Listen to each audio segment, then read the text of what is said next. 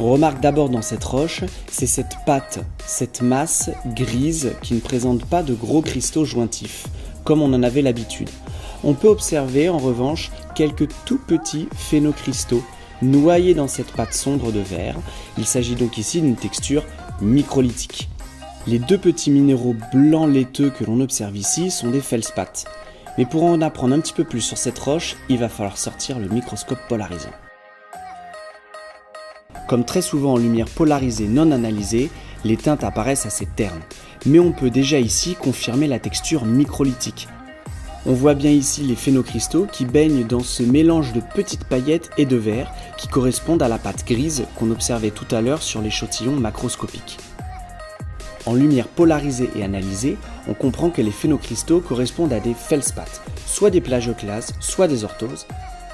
Bon, pour être honnête avec vous, on n'est pas à l'abri de trouver un petit pyroxène ou une petite biotite à l'intérieur de notre andésite, mais dans des proportions tellement faibles que ça ne va pas nous intéresser ici.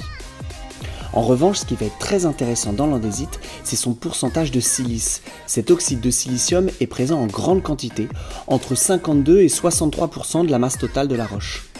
L'explication est en fait très simple. Je vous rappelle que le magma à l'origine de notre andésite se forme dans les zones de subduction, au niveau du manteau de la plaque chevauchante. Ce magma, une fois formé, va remonter par différence gravitaire jusqu'à la surface et au cours de son parcours dans la croûte continentale, il va se retrouver enrichi en silice. Un autre indice intéressant qui va nous en apprendre plus sur son origine, c'est la présence de ces amphiboles. Cette hornblende est en fait un minéral qui est hydraté. Dans les zones de subduction, le métamorphisme des métagabbros à faciès schiste vert et schiste bleu va conduire à une hydratation du manteau chevauchant. Ainsi, les minéraux de la péridotite hydratée vont donner un magma qui lui aussi va être légèrement hydraté, donnant notre amphibole. Pour résumer, l'andésite est une roche magmatique volcanique présente dans les zones de subduction. Elle fait partie des nouveaux matériaux continentaux produits dans ces régions-là. Cette roche présente des minéraux hydratés ainsi qu'un taux de silice relativement important.